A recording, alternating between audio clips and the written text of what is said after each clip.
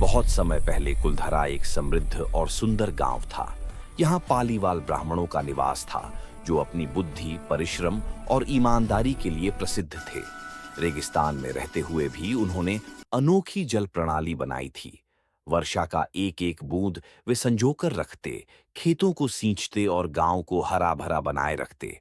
मिट्टी के घर, मंदिरों की घंटियां, सुबह सुबह वेद पाठ और संध्या के समय दीपों की पंक्तियां, कुलधरा किसी स्वप्न लोक जैसा लगता था। गांव का मुखिया था भूमिया जी, न्यायप्रिय, धर्मनिष्ठ और प्रजा का सच्चा रक्षक। लोग उन्हें केवल मुखिया नहीं, बल्कि गांव की आत्मा मानते थे। वे कहते थे, गांव की रक्षा तलवार से नहीं, सत्य और एकता से होती है। परंतु शांति सदा नहीं रहती। जैसलमेर का एक शक्तिशाली मंत्री सलीम सिंह कुलधरा की सुंदरता और वहां की एक सुशील कन्या की चर्चा सुनकर लालायित हो उठा। कहा जाता है कि उसकी दृष्टि उस कन्या पर पड़ी जो रूप में जितनी सुंदर थी, चरित्र में उतनी ही पवित्र। मंत्री ने संदेश भिजवाया, यदि गांव ने उस कन्या को उसे सौंप दिया तो वह कर माफ कर देगा, अन्यथा पूरे गांव पर भारी कर और अत्याचार थोपे जाएंगे। ये समाचार गांव में आग की तरह फैल गया। भय और अपमान दोनों एक साथ थे। गांव की स्त्रियां रोने लगीं, पुरुषों के मस्तक झुक गए। पर भूमिया जी चुप थे। रात को मंदिर में सभा बुलाई गई। दीपक के मध्यम प्रकाश में उन्होंने कहा, हमारी बेटियां सौदा नहीं हैं, धर्म से बड़ा कोई भय नहीं। यदि हमें अपने सम्मान की रक्षा के लिए सब कुछ छोड़ना पड़े, तो भी यह सौदा स्वीकार नहीं होगा। सभी ने एक स्वर में समर्थन किया। मंत्री ने अपनी धमकी सच कर दिखाने की तैयारी शुरू कर दी। सैनिकों की टुकड़ियां पास के क्षेत्रों में दिखाई देने लगीं। गांव में भय का साया गहराने लगा, पर साथ ही एक अटूट संकल्प भी जन्म ले चुका था।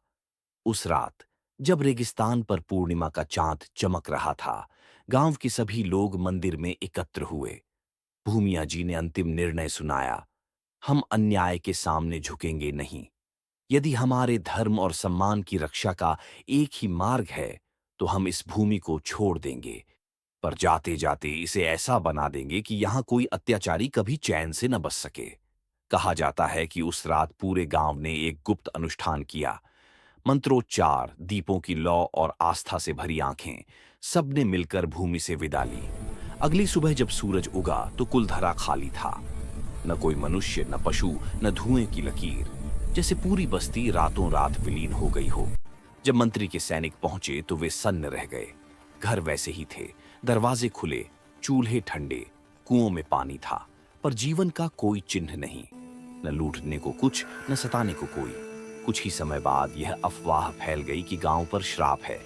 जो भी यहां बसने का प्रयास करता है, उसके साथ अनहोनी होती है। कभी बीमारी, कभी मृत्यु, कभी पागलपन। सदियां बीत गईं। आज कुलधरा एक खंडहर है, टूटे मकान, सूखे कुएं और हवाओं की सीटी। दिन में यह केवल एक पुराना गांव लगता है, पर रात होते ही वातावरण बदल जाता है। स्थानीय लोग कहते हैं कि अंधेरी रातों में किसी मंदिर के पास धीमे मंत्रों की आवाज सुनाई देती है। कहीं कहीं दीप जलने का आभास होता है, पर पास जाने पर सब गायब।